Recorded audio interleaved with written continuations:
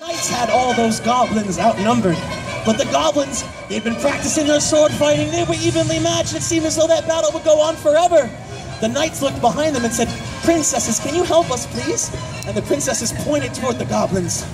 And they started to cast their magic, and suddenly the goblins began to shrink. Smaller, and smaller, and smaller, until they could barely be seen. But the princesses were so tired from casting that rain spell that their magic backfired, and the goblins began to grow bigger, and bigger, and bigger, until they were 10 feet tall. The goblins raised their swords as high as they could, about to strike the final blow onto those knights. And suddenly, on that battlefield, everybody froze in the silliest positions imaginable. And down from a cloud came the unicorn. And the unicorn rushed down onto the battlefield, waving her horn and casting a friendship spell. She said, "Everybody, drop your weapons before me. There is enough treasure in Middle-earth for all of us to share." All those goblins and knights dropped their swords before the unicorn, and as quickly as she had arrived, the unicorn disappeared. And suddenly the strangest thing happened.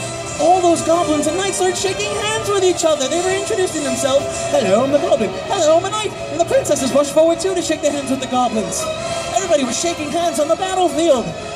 But suddenly, all the animals said, "Stop! Everybody wait!" The tortoise rushed forward and said, "Knights, princesses, don't you remember? These goblins stole our treasure. We can't forgive them that easily, can we?" Well, the goblins were shocked. They said, "Oh no, I forgot." They rushed back to their cave to grab the treasure bag as quick as they could. They rushed to grab the treasure, and they threw it in front of all those good people and said, "Oh my goodness, everyone, we're so sorry. Could you ever forgive us? We didn't mean to do that. Please, please have mercy on us." Well, the knights and the princesses and the animals had to think about this.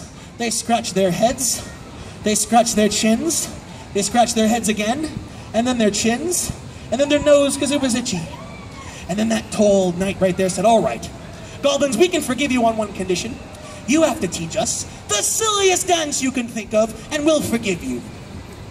Well, the goblins thought about it, and they started to do the silliest dance they could think of.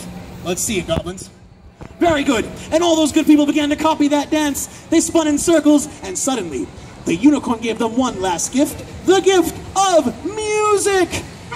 There we go. And everybody began to do the silliest dance they could think of right there in the battlefield. They spun to the left, they spun to the right. They began to make up their own silly dances. They did the do-si-do. And they did this not for one, not for two, but for 3 whole weeks. And this is the most realistic part of the story. So I'll be back in 3 weeks when you're all done dancing. Have fun, everyone.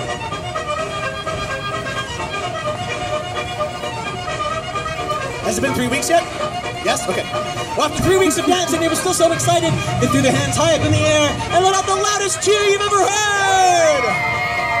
And then, they did the strangest thing of all, for they turned to face their audience, and they took a great deep bow to thunderous applause. Ladies and gentlemen, let's hear it for all these brave actors and actresses up here.